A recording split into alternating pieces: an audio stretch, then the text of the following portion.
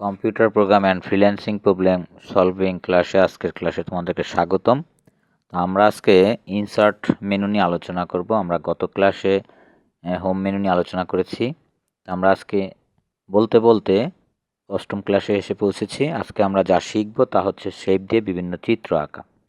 তো এখানে আমরা দেখো ইনসার্ট মেনুতে ক্লিক করলাম, করার পরে এখানে আমরা পিকচার অনলাইন এই শেপ মেনুতে আসলাম, সাব মেনুতে। এখান থেকে আমরা একটা রেক্ট্যাঙ্গেল, অনেকগুলো আমাদের কিন্তু শেপ রয়েছে, তার মধ্যে থেকে আমরা একটা রেক্ট্যাঙ্গেলে ক্লিক করলাম। রেক্ট্যাঙ্গেলে ক্লিক করার পরে মাউসের বাম বাটন ড্র্যাগ করে ছেড়ে দেব।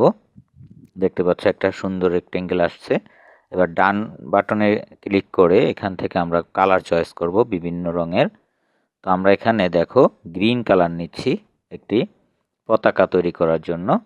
এরপরে এর আউটলাইন, চারপাশের যে বর্ডার বা লাইন থাকে, এটা আমরা ইচ্ছা করলে দেখো দিতে পারি। তো আমরা যেহেতু পতাকা আঁকবো তাহলে আমরা কোনো বর্ডার দেব না, এজন্য আমরা কি করব, নো আউটলাইনে ক্লিক করব। আমরা নো আউটলাইনে ক্লিক করতেছি। এরপরে আমরা আবার ইনসার্ট মেনু থেকে আরেকটি শেপ নেব বৃত্তের জন্য। যেহেতু পতাকার মাঝখানে একটি লাল বৃত্ত থাকে, আমরা একইভাবে ড্র্যাগ করে ছেড়ে দিলাম মাউসের লেফট বাটন। আমরা একটি বৃত্ত পেলাম। এখানে সেমভাবে আমরা বৃত্তটিকেও লাল রং দেব, পাশাপাশি এর আউটলাইনটা বা লাইনটা উঠিয়ে দেব।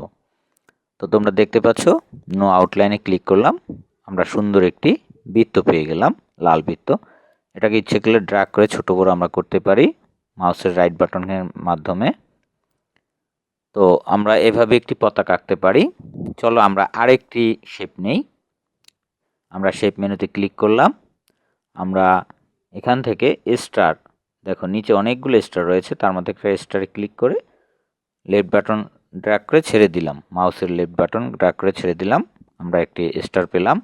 এখান থেকে সেমভাবে আমরা কালার নিলাম, দেখো ফিল কালার। এখান থেকে স্টার যেহেতু হলুদ হয়, আমরা হলুদ রংটাই বাছাই করব। আমরা হলুদ রং বাছাই করলাম। এভাবে আমরা ইচ্ছা করলে বিভিন্ন শেপ দিয়ে বিভিন্ন রঙের চিত্র আঁকতে পারি। আমরা দেখো আরেকটি শেপ নিলাম, এখান থেকেও আমরা ফিল কালার চয়েস করলাম। তারপরে এর যে আউটলাইন বা চারপাশের যে লাইন, সেটা দেখো আউটলাইনটা আমরা কি করলাম, লাল রং, বিভিন্ন রঙের আমরা ইচ্ছা করলে দিতে পারি। এখান থেকে কালার চয়েস করে আমরা এই আউটলাইনটা ইচ্ছা করলে মোটা চিকনও করতে পারি, ঠিক আছে। তো আমরা এখান থেকে আউটলাইনটা দিয়ে একটা কার্টুনের ছবি অঙ্কন করতেছি। আশা করি তোমরা শেপের ব্যবহারটা বুঝতে পারছো। এবার আমরা দেখব এখানে কিভাবে পিকচার আনা যায়। এই শেপ ছাড়া অন্য পিকচার, আমরা ইনসার্টে ক্লিক করলাম, তারপরে পিকচারে ক্লিক করলাম, আমাদের বিভিন্ন ফোল্ডার থেকে একটা পিকচার নিয়ে আসলাম। দেখো পিকচারটিকে ইচ্ছা করলে ছোট বড় করা যায়।